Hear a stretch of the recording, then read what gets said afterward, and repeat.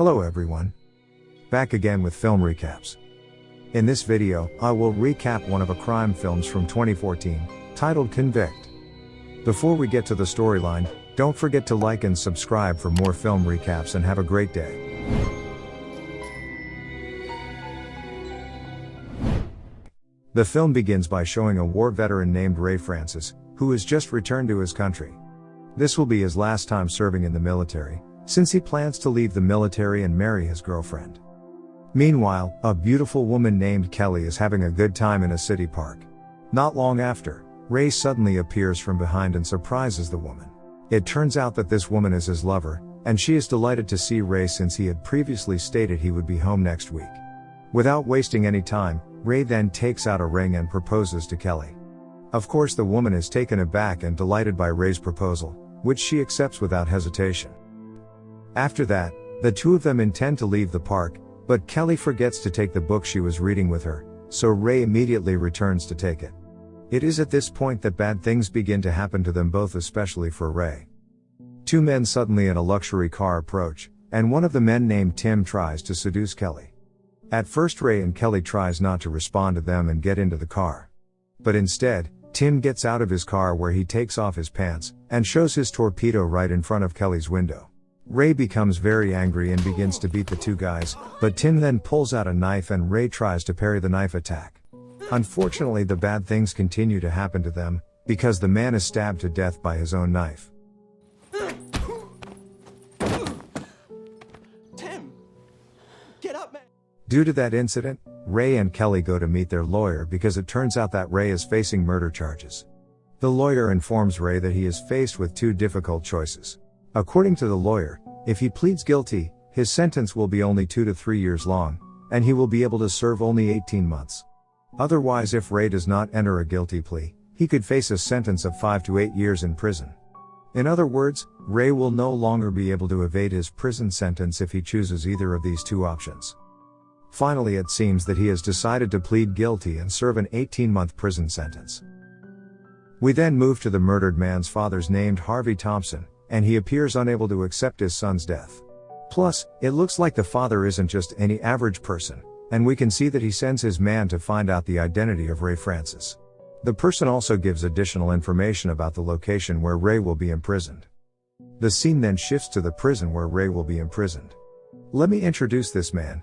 This man is Jack Morrison, and he is the one who in charge of this prison. He is visited by the father of the man who was killed by Ray. Harvey, who has been devastated by the death of his son, asks Jack to ensure that Ray will never be able to leave prison again. In return, he offers a large sum of money, which Jack would use to pay his subordinates to carry out his heinous acts. The day has finally arrived for the inmates to begin serving their prison sentences. One of the guards named Rico is greeting the new prisoners. At this moment, Ray and several other prisoners are ordered to remove all of their clothing, in order to be subjected to a security check. Rico also begins to hate Ray as he attempts to defend the young man next to him, who is being forced to remove his underwear. From the first day of his imprisonment, Ray has received physical contact from Rico. After that, Ray is taken by a guard named Williams to meet Jack Morrison. It is revealed here that Ray served in the military for 12 years, 4 of which were spent in Iraq. He was also awarded a Medal of Bravery for his acts in Iraq. At this moment, Jack tries to act nice as if he isn't up to something, and tells the guard to look after him. Williams then takes Ray to his cell and begins to warn him. I can be easy to get along with, or I can be your worst fucking nightmare. After only a few days, Ray starts to receive a warm welcome from other inmates. It's my fucking line, bud. Watch where you're fucking... There is a bit of a fight, and then another group of inmates led by Mazen come to help him. It appears that there's about to be a fight between the two groups, but Williams intervenes and orders them to leave. In prison, Ray is assigned to work in the prison library. He then meets David, a senior inmate who tells him where the books will be arranged. As he makes his way to his cell, Ray is once again provoked by the other inmates, but he still manages to keep his emotions under control. While Ray is reading a diary in his cell, he is suddenly accosted by Rico and the others who start to check his room. Soon after, the old guard then found a photo of Ray's girlfriend. The terrible thing happens when Ray has to witness a photo of his girlfriend being licked by Rico, and he really wants to beat up that old guard. but he can't do anything because he is being held back by the other two guards. Moreover, Rico makes Ray even more angry by tearing up his girlfriend's photo. The other two guards' names are Victor and Fox. Rico then orders Ray to take off his shirt and starts to intimidate him. Back. I said, look at me. I said, don't look back. This old guard, who is not satisfied with just hitting him, wants to do something much more extreme, and luckily, Victor intervenes and prevents him from doing so. When Ray is taking a shower, he is once again treated badly by a prisoner there. At this moment, there is a big guy named Hammer who is impressed by Ray's torpedo. Ray is then asked to crouch down so that Hammer can sharpen his sword. Therefore, Ray greets him with a friendly punch and pushes him away. Rico then appears and beats Ray until he is brought back to Jack's room. Ray then tries to explain that he was only trying to defend himself against that gay man. But instead, Jack doesn't seem to care about it at all, and he claims that it is normal for them to share their asses there. Since Ray continues to argue, he is beaten again many times by the guards. Victor then asks them to stop beating Ray because he would get killed. At lunchtime, Ray meets up again with the inmate in the library, including Jade, a young man who is still only 18 years old. During their conversation, Ray notices a convict who had a fight with him at the beginning of his imprisonment. After that, he and David then continue their conversation about their past in the library. It is revealed at this point that David will not get out of prison, because 15 years ago he and his brother robbed a money truck, and shot 2 security guards as well as killing a police officer. His brother also died in the robbery, and the money has still not been found until now, and only David knows where the money is hidden. During their conversation, Rico suddenly enters the room and informs Ray that he has a visitor. It turns out the visitor mentioned by Rico is his girlfriend, and from a distance, Ray gives her a big smile as this is his Kelly's first visit. But unfortunately their conversation only lasts for a short period of time, before Rico abruptly ends it and tells him to come in.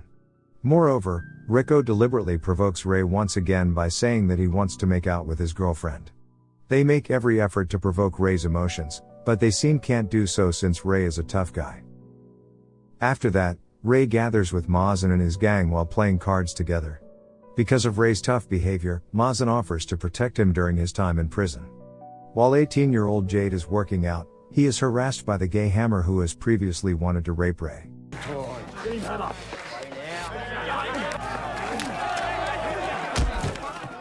Jade, who is still a young man, is almost beaten by him with dumbbell. Fortunately, Ray comes and helps Jade. Williams then immediately comes and stops them. From the beginning, Ray has been put under a lot of pressure, and he's still able to keep his head and body in the game. When he is cleaning the toilet, he is suddenly approached by the man who had gotten into a fight with him previously. The guy attempts to take a revenge on him, but it doesn't take much effort for Ray to beat him. As always, whenever Ray is fighting the bad guy, Rico will appear as if he has noticed Ray's every move. But this time Jack comes together with him. Jack, who has been bribed by Harvey and has a mission of his own, takes a bat and pushes it into Ray from behind. The following day, the 3 bodyguards who had been bribed by Jack are gathering, and Victor begins to say that he doesn't want to be involved anymore. He also threatens that he'll be reporting this matter to higher-ups. After Victor left, Williams, as the head of the guard, comes to them, and it turns out that he is completely unaware of what is going on behind his back. He then scolds them for telling Ray to clean the toilet, since he had assigned Ray to work in the library. Throughout the conversation, Williams reminds his 2 men not to make any decisions without his permission again. Rico and Fox then go to Jack and inform him that Victor has decided not to get involved, and that he intends to ruin their plans. Jack then tells both of them to deal with Victor. After that, the 2 guards proceed to a prisoner's cell and begin to check his bed. They then find a sharp weapon, and they gets out of there after the prisoner is told to kneel down and apologize. When that convict is assigned to clean the toilet, he is shocked to find Victor, who has been killed.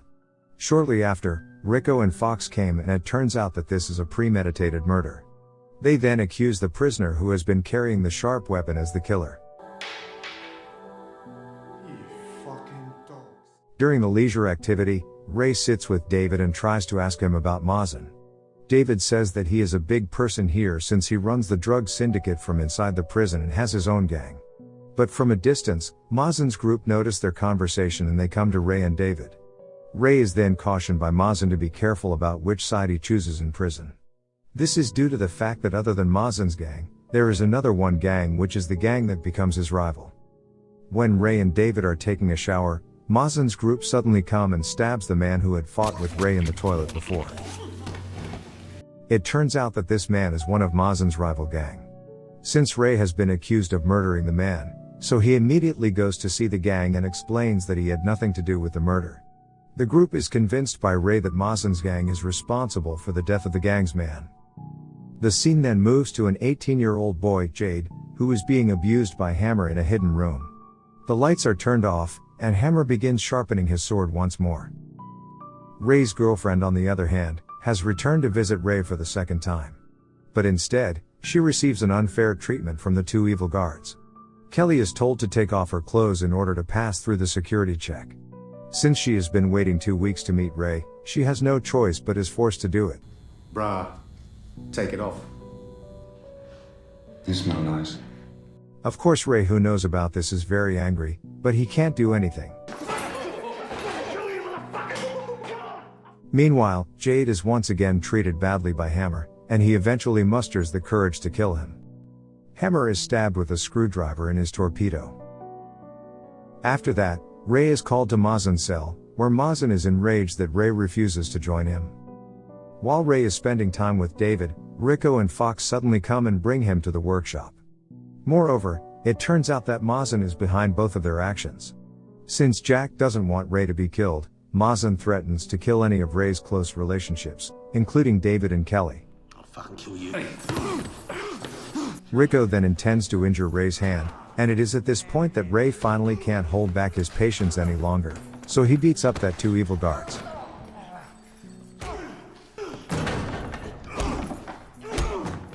As a result of that incident, Ray eventually has to enter the designated and dark cell. Williams then goes to Jack's office, and asks why Jack orders the two guards to bring Ray to the workshop. But Jack doesn't admit it, and he reminds Williams that he is the one in charge of the prison. Ray, on the other hand, is treated like an animal, and he almost goes insane after a few weeks there.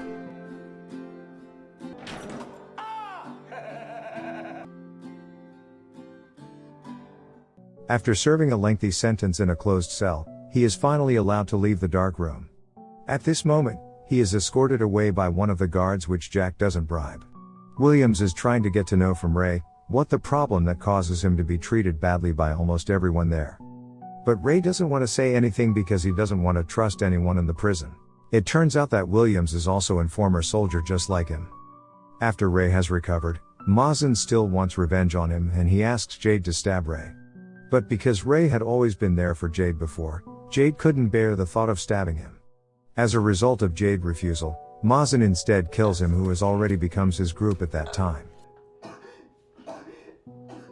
Ray, who knows that his friend has been killed, can no longer hold back his emotions, and goes straight to Mazen's group in the field. After defeating the Bald with 3 hits, Ray insults Mazen's actions of killing his own man. As a result, Ray gains support from other inmates, and he challenges Mazen to a one-on-one duel. Jack is aware of everything that is going on, but he instructs the guards to let them fight. Ray, who comes from a military background, will of course can easily defeat Mazen.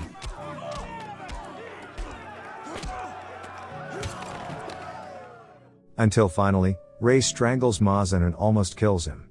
But when he looks at David, he shakes his head, indicating that Ray should not kill the guy. He then let go of Mazen, but there's a knife that suddenly lands on Mazen's side. Therefore, Mazen tries to take advantage of the situation to kill Ray from behind, but is blocked by David. Mazen is finally stabbed to death by the leader of the rival group. After that, Ray is brought by Williams into Jack Morrison's room, and Jack explains that Ray's prison sentence has been extended. Ray then curses him with harsh words and manages to provoke Jack's emotions. As a result, Jack eventually reveals that he has been paid a lot of money to prevent Ray from getting out of prison. It turns out that it is all a trap, and armed with this evidence, Williams and his team show up and arrest Jack, the so-called boss in that prison. Take the cuffs off right now. I can't do that, Warden. Ricto and Fox, the worst of the guards, are also placed under arrest. After it is all over, Ray goes to see David, who is still alive. It is at this point that David graciously tells him of the location of the stolen money he has hidden. He asks Ray to take the money and starts a happy new life with it. Plus, David also tells Ray how much he misses his daughter and asks him to give her a bag of money. In the end, Ray is finally released from prison and Williams gives him a farewell handshake. He is then greeted with happiness by his girlfriend. Apart from that, Ray meets David's daughter and gives her a bag full of money. As he is about to leave, he tells David's daughter to visit her father who had been missing her. Before the film ends, Williams is seen instructing the new inmates to wear the prison clothes. And it turns out that one of them is Harvey Thompson, the father of Tim. He is the one who bribed Jack and caused all of the troubles in the prison before. Convict. Okay guys. That's all the recap for Convict 2014. Thanks for watching. See you again in the next video.